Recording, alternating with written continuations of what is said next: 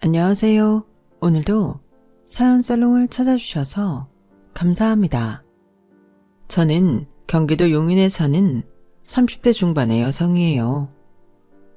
저는 웹소설에 관심이 있다고 하면 이름 한 번쯤 들어보셨을 웹소설 작가예요. 물론 필명이기도 하고 제가 웹소설 작가라는 걸 밝히지 않아서 모르는 사람들이 훨씬 더 많기는 해요. 제가 대학을 다니다가 중퇴를 했거든요. 대학 2학년 때부터 웹소설을 쓰기 시작했는데 생각보다 빨리 자리를 잡아서 저는 이 길이 제 운명이라고 확신을 하고 대학을 그만뒀어요. 부모님한테는 나중에라도 다시 학교에 돌아가겠다고 약속을 했고요. 엄마, 아빠, 나 지금은 좀 더 글 쓰는 일에 집중하고 싶어. 학교에서도 강의 머리에 하나도 안 들어와. 온통 글 생각뿐이야. 그러다 보니 학점도 잘 안 나오고 애들하고 어울리는 것도 귀찮아서 집에 빨리 오다 보니까 과모임과도 서먹해지더라. 이럴 바에는 지금 차라리 바짝 글을 써보고 나중에 다시 공부할 마음이 생겼을 때 학교에 복학하고 싶어. 나 이거 진짜 잘할 자신 있어. 예. 아무리 그래도 웹소설이라는 게 직업으로 할 수 있는 일이야? 그냥 소설가도 아니고 엄마 볼 때는 그다지 안정적이지 않을 것 같아서 걱정이다. 학교에 다시 마음을 붙이는 게 어때? 엄마 말에 아빠도 찬성이다. 그 웹소설이라는 거 책으로 정식으로 나오는 것도 아닌데 직업으로 하기에는 좀 그렇잖아. 저는 그래서 부모님께 그동안 제 통장에 들어온 수입 내역을 보여드렸어요. 돈 쓸 데도 없어서 그대로 모아놓다 보니 저금 액수도 꽤 됐고요. 그걸 보신 엄마 아빠는 놀라서 말을 못하시더라고요. 내 소설이 잘 돼서 출판사에서 책 내자고 연락 왔어. 그러니까 나 지금은 이거 하고 싶어. 허락해줘. 응? 당시에는 웹소설이 막 자리를 잡던 시기라 부모님이 걱정하시는 것도 당연한 일이었어요. 제 생각이 워낙 확고하고 또 생각보다 제 벌이가 괜찮은 데다가 책까지 낸다고 하니 부모님도 마음을 바꾸시고 그럼 한번 해보라고 하셨어요. 대신 언제라도 공부해야겠다는 생각이 들면 복학하겠다는 각서도 썼죠. 그건 저도 그럴 생각이었어서 흔쾌히 그러겠다고 했어요. 시간이 갈수록 글을 쓰면 쓸수록 문장력도 늘었고 독자들이 어떤 부분을 좋아하는지도 캐치할 수 있게 됐어요. 그 덕에 저는 연재 하나를 끝낸 후 몇 달 쉰 뒤부터 새로 시작한 연재는 처음부터 꽤나 인기를 끌었어요. 그러다 보니 메인 작품에도 계속 소개되었고 제 이름도 알려지게 됐고요. 그렇게 3년 정도 더 했는데 제 작품을 해외에서도 관심을 갖더라고요. 그래서 해외 사이트나 출판사와 계약을 맺고 계약금도 받았죠.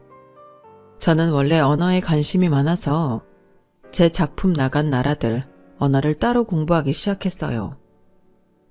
영어는 어느 나라에서든 통할 테니 회화 공부를 다시 시작했고요. 일본어하고 프랑스어, 나중에는 러시아어까지 했는데요. 처음에는 에이전시에서 번역해준 계약서만 봤는데 나중에는 각 나라에서 보내온 계약서를 제가 직접 훑어볼 수 있을 정도는 되더라고요. 이러도 영어 수준으로 할 정도는 됐고 프랑스어도 회화는 어느 정도 가능했어요. 러시아어는 저한테 좀 어려웠는지 읽고 간단한 문장 번역 정도까지 하긴 했네요. 러시아어 회화는 저한테 많이 어렵더라고요. 각 나라의 언어를 배우면서 좋았던 게 그 나라의 문화를 알게 되니 그게 또 글을 쓰는 데 도움이 되더군요. 외국을 배경으로 할 때는 수박 겉핥기가 아니라 제 작품의 퀄리티가 높아질 수 있었거든요. 저는 경력 7년 차에 계약금도 꽤 높아진 작가가 되어서 가끔 대기업이나 공공기관에서도 스토리를 의뢰해 오기도 했어요. 그러다가 남자를 만나서 사귀게 되었는데요. 오늘 제가 이 사연을 쓰게 된 이유가 바로 이 남자 때문이에요. 정확하게는 이 남자의 엄마와 형수가 문제였어요. 저와 1년 넘게 사귀었으니 이제부터 남친이라고 할게요. 남친은 공공기관에서 홍보 담당을 맡는 주무관이었어요. 자기네 기관에서 하는 일을 알기 쉽게 스토리텔링 해달라는 게 의뢰 내용이었고, 그것 때문에 만나다가 남친이 먼저 사귀자고 해서 만나게 된 거였어요. 물론 저도 처음부터 인상 좋고 호감형인 남친한테 마음이 있는 상태였고요. 남친도 처음 봤을 때부터 제가 마음에 들었다고 하더라고요. 미나, 너 생각보다 훨씬 젊어서 처음 봤을 때 좀 놀랐어. 내가 다른 웹소설 작가님들도 만나봤는데 웹소설 작가님들도 꽤 나이 있으신 분들 많더라고. 근데 이렇게 젊은 나이에 이 정도로 글을 쓰고 성공하다니 미나 진짜 대단한 것 같아. 에이, 나는 대신에 대학 다니다 말았잖아. 실은 나중에 복학하려고 했는데 너무 오래 안 다니기도 했고 대학 다닐 필요성을 못 느껴서 일단 자퇴서 냈어. 나중에라도 공부해야겠다 싶으면 다시 가려고 해. 반드시 정규대학 가야 되는 건 아니니까 사이버 대학이든 방송통신대학이든 어디든 가면 되잖아. 그래, 맞아. 자기만의 고유성을 갖고 성공할 수 있는데 꼭 정해놓은 대로 정규대학 가고 졸업해서 취직하고 안 그래도 되지. 솔직히 미나, 네가 부러워. 나는 그런 재주가 없으니까 공부 빡세게 하고 공시생으로 한 3년 굴렀잖아. 미나, 너처럼 하는 게 진짜 대단한 거야.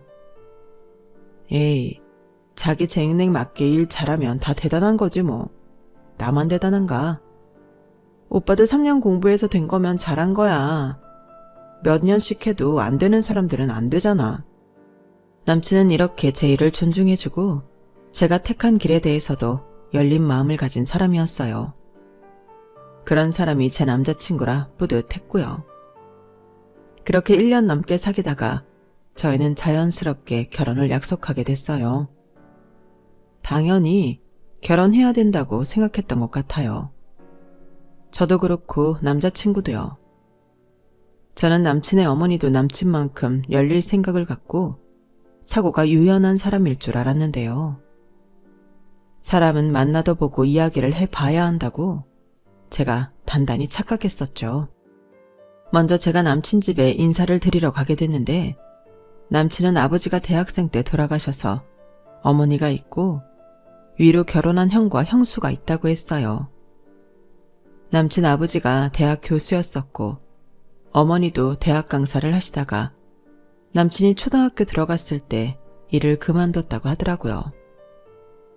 남친 아버지가 생활에 불편한 없게 남겨두고 가신 재산이 있어서 집안 생활에는 어려움이 없었다고 했어요. 또 남친도 남친 형도 다 커서 자기들 용돈 벌어서 쓸 때라 집안에 크게 경제적 타격도 없었고요. 그래서인지 남친 집은 평범한 중산층 가정이지만 나름 꽤 돈을 쓰고 사는 티가 났어요. 가구나 가전제품들도 고급이 많았고요. 대학 교수 부인이었고 당신도 강사로 대학생들을 가르친 적이 있으시니 지적이고 고상할 거라는 상상을 하게 되더라고요. 물론 겉으로 보기에는 그랬어요. 꽤나 우아하기도 했고요. 하지만 속을 들여다보니 그게 전혀 아니었어요. 남친의 형수는 한술 더 떴고요. 음악 전공을 했다는데 동네 피아노 학원에서 파트타임으로 아이들을 가르친다더라고요. 그런데 둘 다 제가 대학을 중퇴했고 웹소설을 쓴다니 태도가 180도 싹 달라지는 거였어요.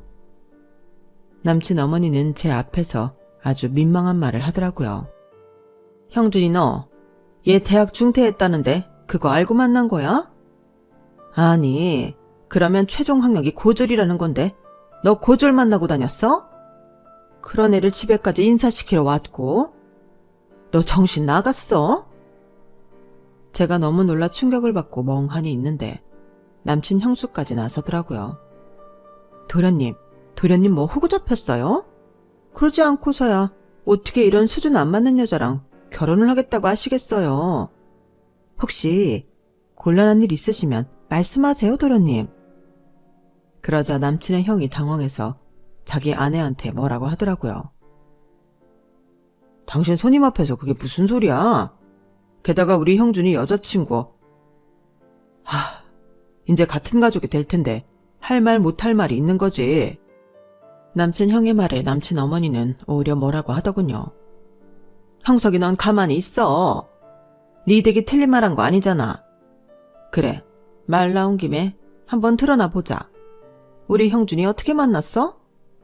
뭐 지금 형준이 일하는데 홍보 때문에 만났다고 했는데 아무래도 그게 다는 아닌 것 같아서 말이야. 그게 다가 아니라뇨. 무슨 말씀 하시는 건지 모르겠네요. 제가 겨우 정신을 차리고 한마디를 했어요. 솔직히 그렇잖아. 정부 부처라는 데에서 아무한테나 그런 의뢰하는 게 아닌데 고졸한테 중요한 일을 맡기겠어? 너 어떻게 뒤에서 손 쓴 거 아니냐? 그래서 공무원 하나 잡아서 잘 먹고 잘 살아볼 생각한 거 아니냐고. 어머니, 제 생각에도 아무래도 그런 것 같아요. 이상해요. 남친은 기가 막혀하며 저 대신 나섰어요. 두 분 좀 그만해요. 그런 거 아니야.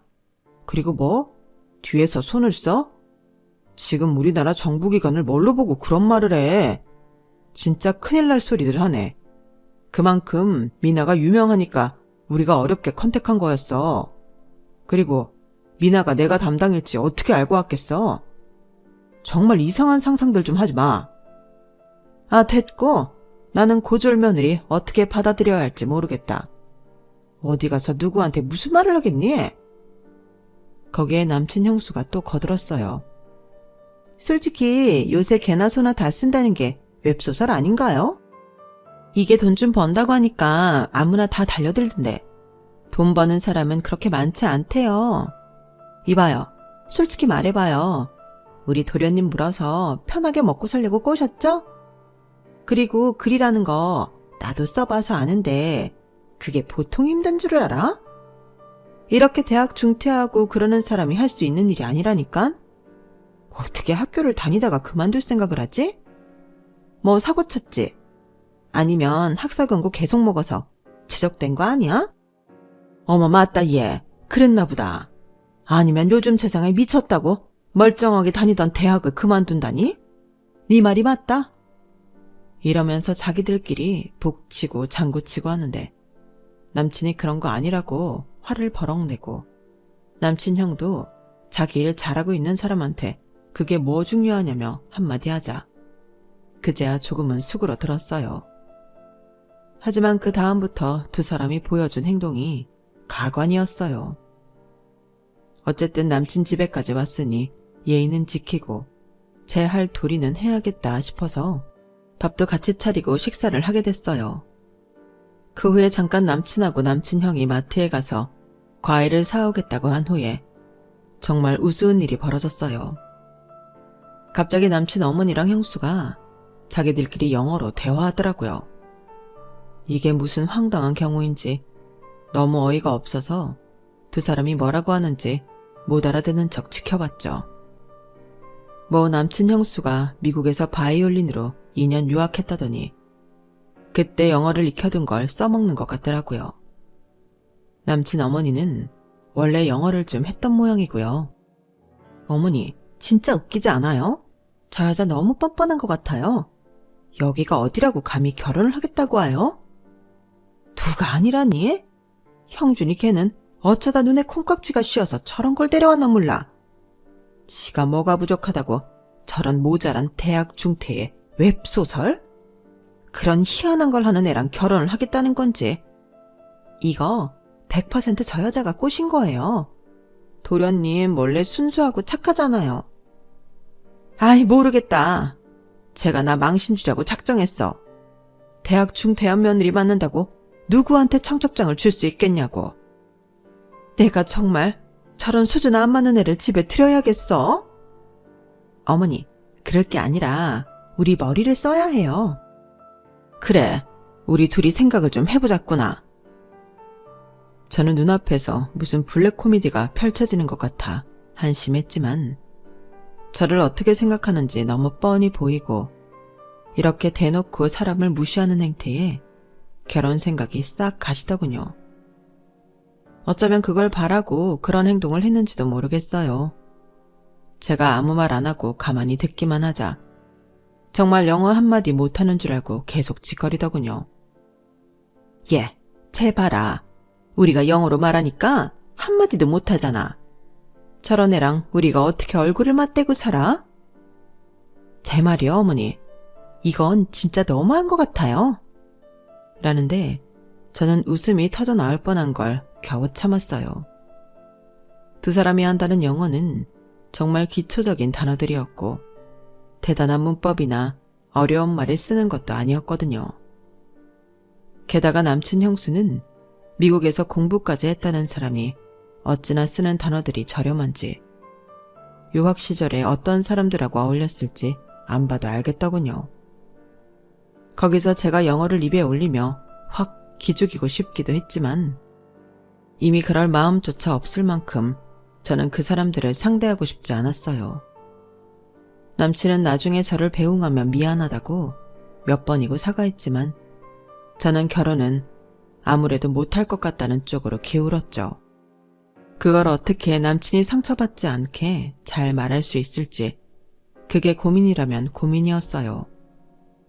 남친하고 남친 형은 정말 좋은 사람들이었지만 제가 시댁에 가면 가장 많이 부딪힐 사람이 시어머니랑 남친 형수인데 그런 사람들하고 같이 있고 싶지도 않았고 두 사람을 감당해낼 자신도 없더라고요. 또 내가 뭐가 아쉬워서 그런 집에 시집가서 대접도 못 받고 사나. 그럴 바에야는 차라리 혼자 살면서 좋아하는 일이나 실컷 하는 게 낫다. 그런 마음이 들었어요.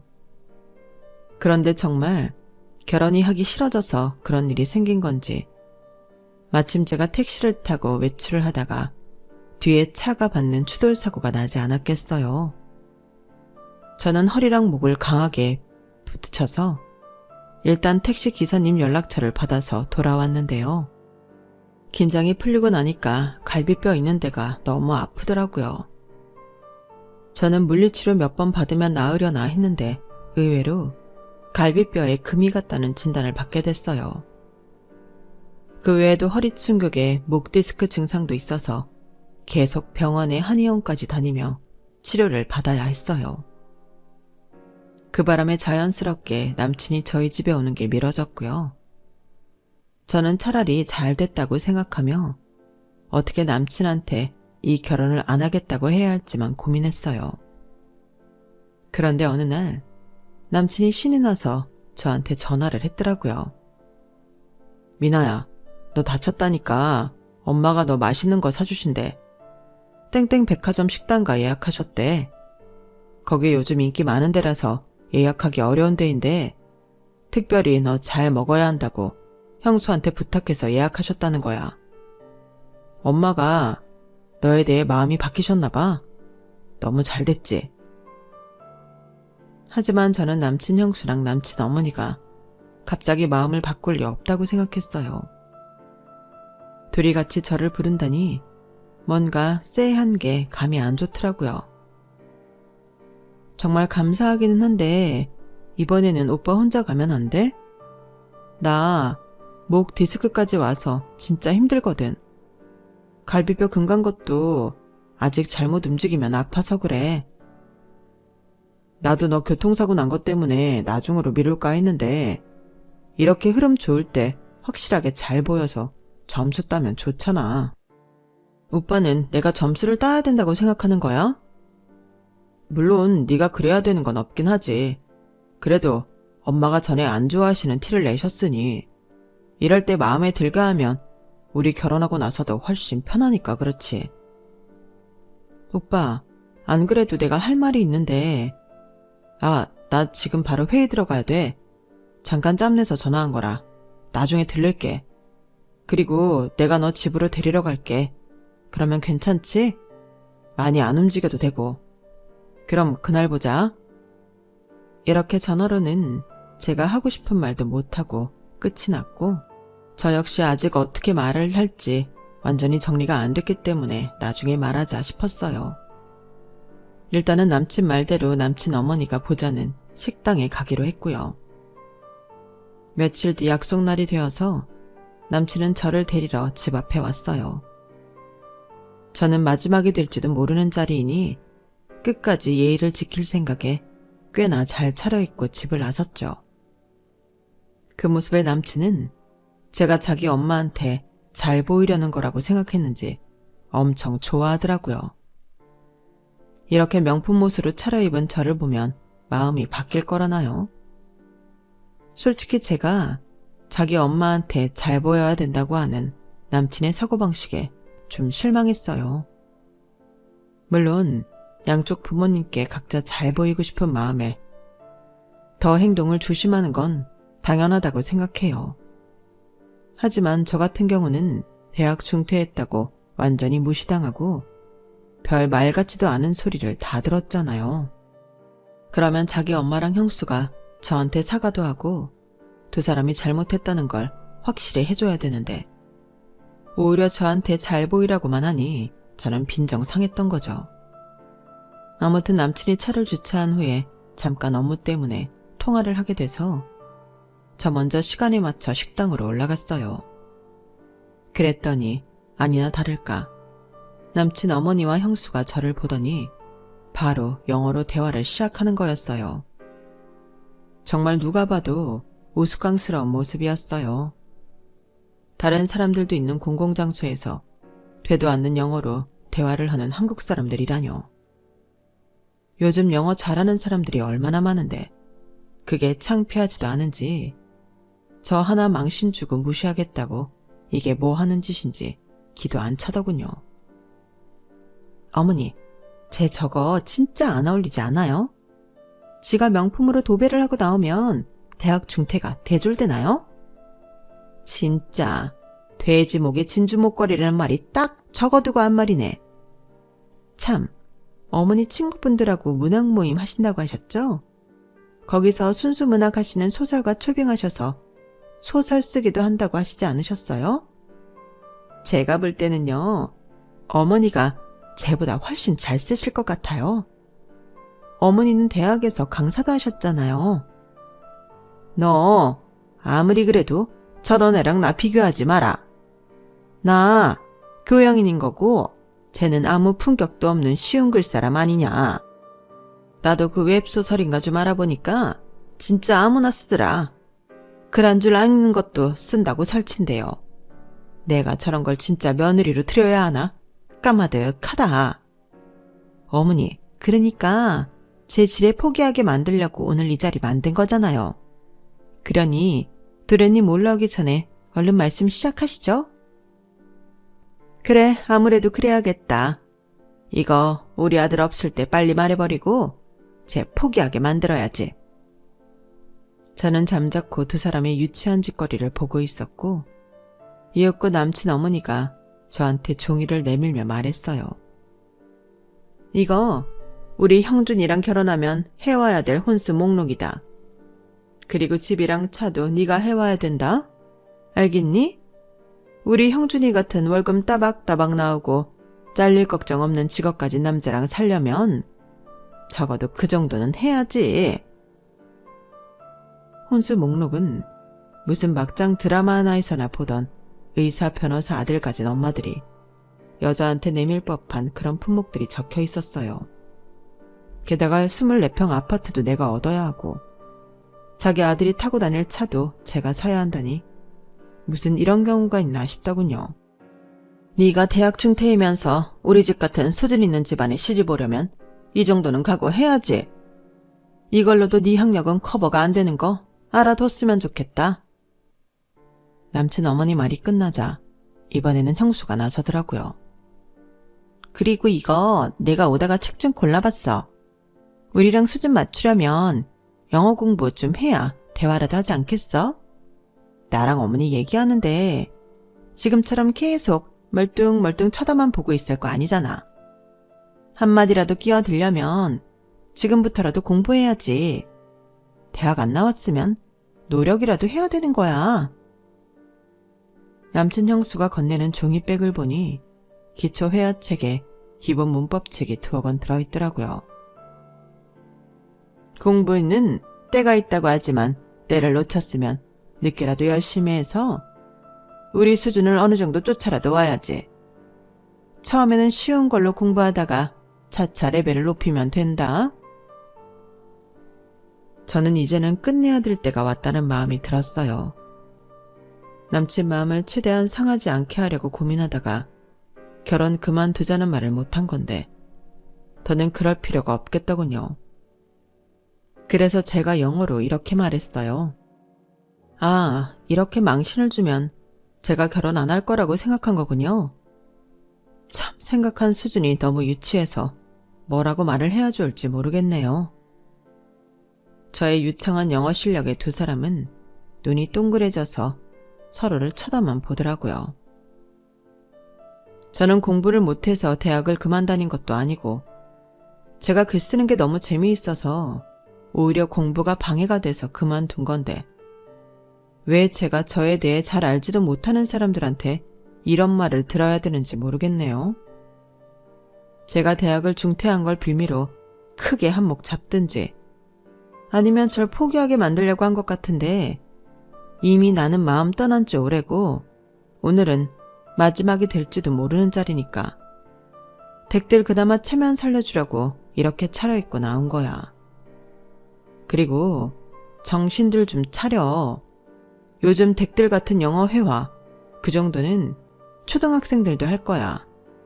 쓰는 단어 수준도라며 유치해서 못 들어주겠네. 제 말이 다 끝나자 남친 어머니는 놀라서 더듬거리며 말했어요. 너 영어 할 줄 알았던 거야? 근데 왜 가만히 있었어? 저는 그제야 다시 한국말로 말을 했어요. 내가 뭐 때문에 댁들 유치한 놀이에 놀아놔야 되는데요? 뭐? 유치? 하! 글쎄 어디서 영어 단어 좀 찾으면서 달달 외워온 모양이네. 그런다고 우리가 눈 하나 깜짝할 줄 알아? 라는 남친 형수를 제가 무섭게 쏘아봤죠. 그랬더니 놀랐는지 움찔하며 고개를 움츠리더라고요. 거기요. 미국에서 음대 나왔다고 했죠. 제가 미국에 있는 친구한테 좀 알아봤는데 대기야말로 2년제 대학도 다니다 말았던데요. 그래놓고 누구 보고 뭐가 어쩌고 저쩌요? 나는 내일 열심히 하고 싶어서 그런 건데 댁은 자기 할 일도 제대로 안 한 거잖아요. 하긴 그렇게 놀기나 했으니 영어 단어 쓰는 수준이 무슨 유치한 초딩들 수준이지. 뭐야? 너 말 다 했어? 아니, 다 안 했어. 그리고 저는 그때부터 일본말을 시작했어요. 나는 이런 말도 안 되는 허세 부리는 집안에서는 못 있겠으니까 그런 줄 아세요. 저 이 결혼 안 합니다. 그러자 일본말을 하나도 모르는 2사람은 입 꾹 다물고 쳐다만 보더라고요. 저는 내친 김에 같은 말을 프랑스어로도 했죠. 아니 너는 우리를 얼마나 우습게 봤으면 그렇게 외국어를 할 줄 알면서 가만히 있었던 거야? 우습게 본 건 제가 아니고 그쪽 아닌가요? 그때 남친이 식당에 들어와 우리 자리를 찾았고 저는 남친을 보자마자 파혼을 선언했어요. 오빠, 미안해. 내가 정말 오빠 상처 주기 싫어서 어떻게 말해야 하나 고민만 하다가 시기를 놓쳤거든. 그래도 오늘만큼은 내가 예의를 지키려고 이렇게 차려입고 나왔는데 오빠 형수랑 어머니는 나 같은 사람한테 이런 옷은 돼지 목에 진주 목걸이라고 하더라. 그리고 오빠랑 결혼하려면 내가 24평 아파트도 하고 오빠 타고 다닐 차도 새로 사고 혼수도 무슨 의사 변호사한테 시집가는 것만큼 해와야 된대. 미안한데 나는 내가 소중해. 나를 이렇게 우습게 보고 대학 중퇴했다는 이유로 계속 영어로 대화하면서 내가 못 알아들을 거라고 생각하고 험담하는 사람들하고는 같이 못 살 것 같아. 그러니까 오빠도 이쯤에서 마음 접어. 이렇게 통보하게 돼서 미안해. 제 말에 남친은 굉장히 놀랐어요. 그리고 자기 엄마가 줬다는 홍수 목록을 보더니 얼굴이 일그러지더라고요. 대체 두 사람 왜 그러는 거예요? 미나가 어떤 사람인지 알기나 해요? 두 사람이 하도 난리쳐서 말할 타이밍을 놓쳤는데. 형수, 웹소설 자주 읽는다고 했죠? 땡땡이라는 작가 알아요? 알죠. 그럼요. 나 종이책도 다 샀는데요. 땡땡이 바로 미나예요. 미나 소설은 벌써 몇 개국으로 번역돼서 나가고 있고 앞으로도 계약이 줄줄이 있는 작가라고요. 남친 말에 남친 형수는 너무 놀라서 들고 있던 컵까지 떨어뜨렸어요. 어머 세상에, 진짜요? 땡땡이 정말 저 아가씨 도련님 여자친구라고요? 아니 어떻게 이런 일이... 야, 그건 말이 안 되잖아. 그럼 이름이 왜 미나가 아닌 거야? 제가 너 속인 게 분명하다. 저는 너무 어이가 없어서 깔깔 웃음을 터뜨렸어요. 아니, 연예인들도 예명을 쓰고 소설가들은 필명 쓰는 사람이 얼마나 많은데요. 문학 모임에 초빙한 소설가는 그런 것도 알려주지 않았나 봐요. 그리고 요즘 영어하는 게 뭐 그리 대수해요. 여기서 두 사람이 한 짓이 얼마나 우스운지 다른 사람들한테 좀 물어보시고요. 세상을 넓게 보고 사세요. 얼마나 우물한 개구리로 살면 요즘 실정도 모르고 그러고 살아요? 제가 이런 말을 하는 새에 핸드폰으로 저를 검색해보던 남친 형수는 갑자기 비명을 꽥 질렀어요. 어머, 맞네. 여기 인터뷰하면서 사진 나왔던 게 있네. 땡땡이 도련님 여친 맞네. 어머, 진작에 알려줬으면 이러지 않았을걸. 이제는 그런 것도 내 탓하는 건가요? 반성이라는 건 진짜 모르네요.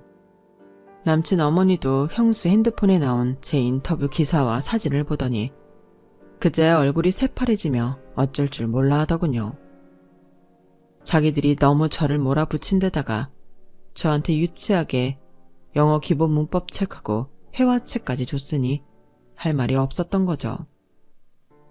그럼 저는 제 뜻은 다 전달한 것 같으니 이만 가볼게요. 오빠 그동안 즐거웠어. 잘 지내. 나 먼저 갈게. 그러자 남친 어머니가 저를 붙잡더니 미안하다고 하더군요.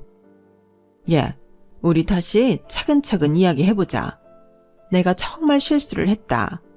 그러니 우리한테 다시 기회를 줄 수 있겠니?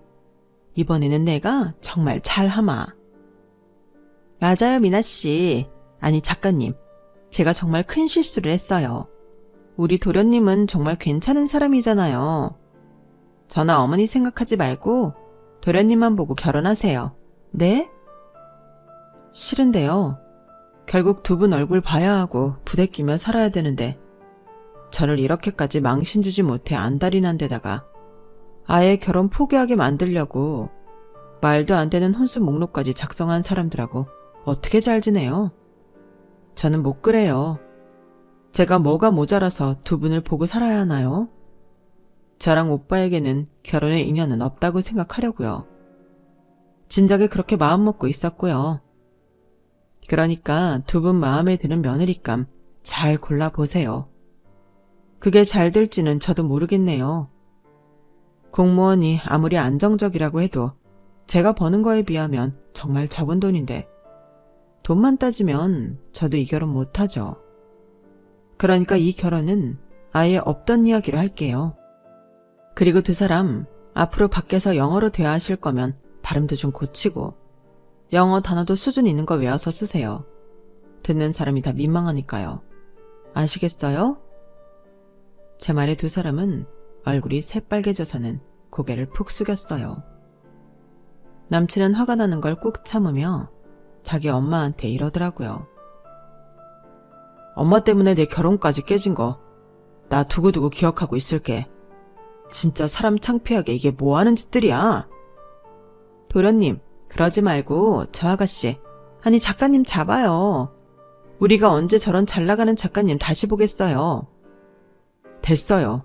형수가 결혼해요? 내가 하지? 그러게, 왜 나서서 그렇게 잘난 척을 해서 이 사단을 만들어요? 두 사람 나 이번 일 똑똑히 기억하고 있을 테니 그렇게 알아요.